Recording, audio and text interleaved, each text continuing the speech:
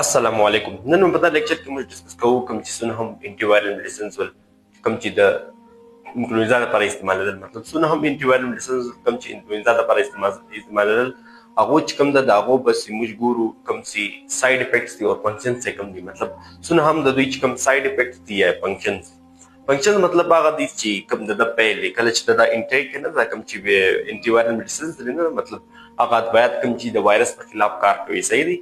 هغه باید چې کله انټیک کې کله واخلې نو دغه چې خپل فنکشن زمي مطلب په جسم کې او دغه چې خپل مطلب سایډ افیکټس مطلب دا د ګوره د ضمني اثرات ویل کیږي.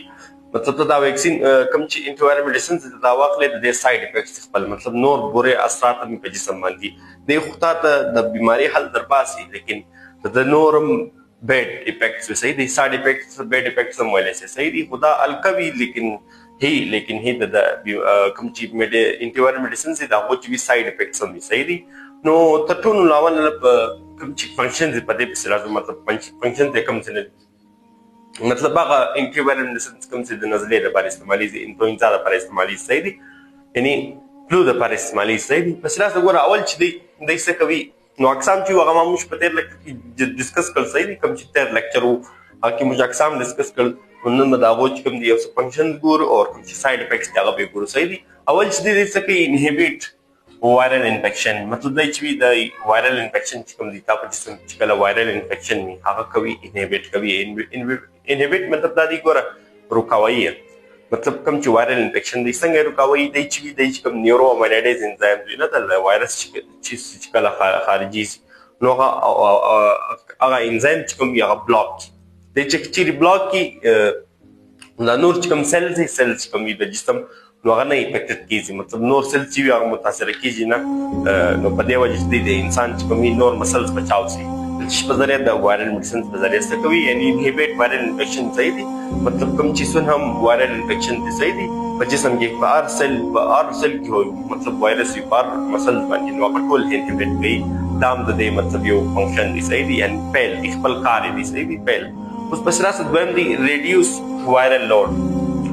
دا خو معلومه دي وایرل لوډ مطلب دا دی د وایرس چې کوم تعداد دی په جسم کې مطلب هغه چې وي ریډیوس کوي. نو سات سات دی چې وي دی کله وایرل انفیکشن چې کوم وي انهبیټ کوي نو سات سات دی وایرل لوډ هم کم کوي. مطلب څونه هم د وایرل لوډ مطلب څونه هم وایرسس ستونزات د آهسته کم کوي.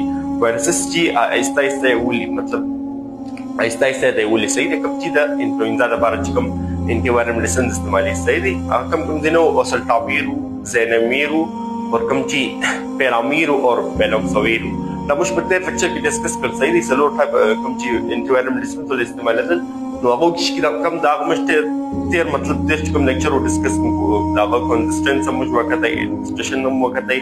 اوس به نو دلته چې کوم فنکشن دی هغه ګورو بیا سایډ افیکټس ته راځو. صحیح دي. درېیم چې کوم د فنکشن دی ګوره هغه شی دی هغه الیویټ سمپټمز.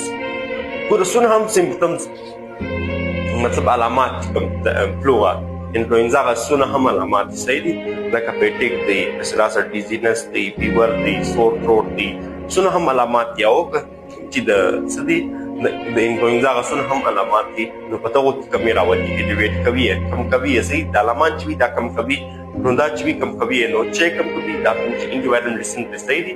نو دا د ټولو مجموعي دي. صحیح دي. کوم څلور قسم میډیسنز یوزېدل نه دي دا هغو ټولو مجموعي دي. دا صحیح دي. مجموعي فنکشن دی مجموعي دي او کوم چې د سایډ افیکټس دی هغه مجموعي دي. صحیح دي. پسې راځه دی څه کوي فاسټر ریکوری مطلب دی چې کوم ریکوری وي هغه یو څه تیزه وي. صحیح دي. 1 سے لے کر 2 ڈیز تک. صحیح دي. دی چې وي دا ریکور کوي مطلب کوم چې وي انټي وایرل میډیسن دی دا ډېر تیز دي. صحیح دي.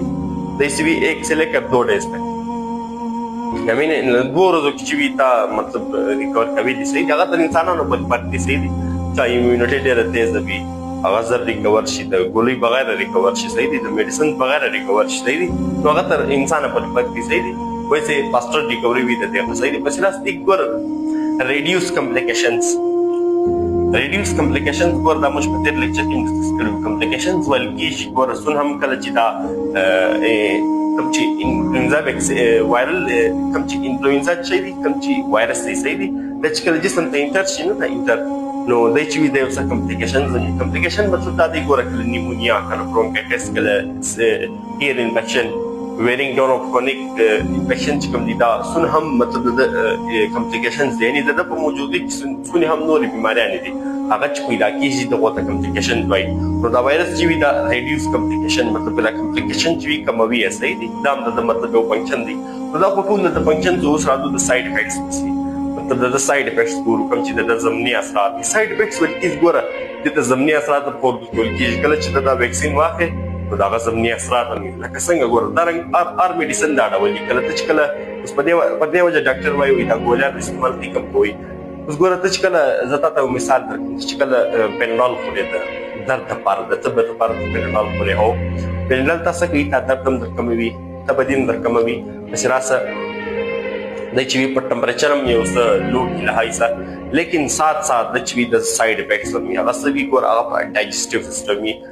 کوم چې تا نظام صحیح دی په دغه باندې د سایډ افیکټس دي کوم چې پینډال دي صحیح دی پس راسه د جګر کوم چې لیور دی سالیور په هغه د سایډ افیکټس وي زمینی اثرات صحیح دي ولې ګور ډایجسټیو سیستم نه دي چې کله د پینډال زیات واخلي نو کوم چې ډېر کمزوري انسانان وي نه صحیح دي هغه چې هغه دستي الټان سٹارټ کی ولې ته دغه سایډ افیکټس وي صحیح دي کوم چې پینډال دی دا خپل سایډ افیکټس دي نو دا سي دغه سایډ افیکټس کوم چې دا انټیوایرل میډیسن صحیح دي د کوم چې دي سایډ افیکټس د زمینی اثرات دي ټول کیږي نو د ټول اول چې د سایډ افیکټس تقسیم کړي دي هغه په قسم دي یو کامن سایډ افیکټس دي یو ریئر بټ سیریس سایډ افیکټس دا کامن سایډ افیکټس نه دي دا په یو دوه ورځو کې ختم شي په انسانانو باندې ډیپند کوي صحیح دي دا کوم چې کامن سایډ افیکټس مطلب دا یو څه کامن عام اثرات دي کوم چې ریئر بټ سیریس سایډ افیکټس دي دا یو څه مطلب ټایم اخلي او توانیم زیات وي هغه لا دونی توانې د جسم لپاره مطلب دونی هارمفل نه وي نقصان ده نه وي نو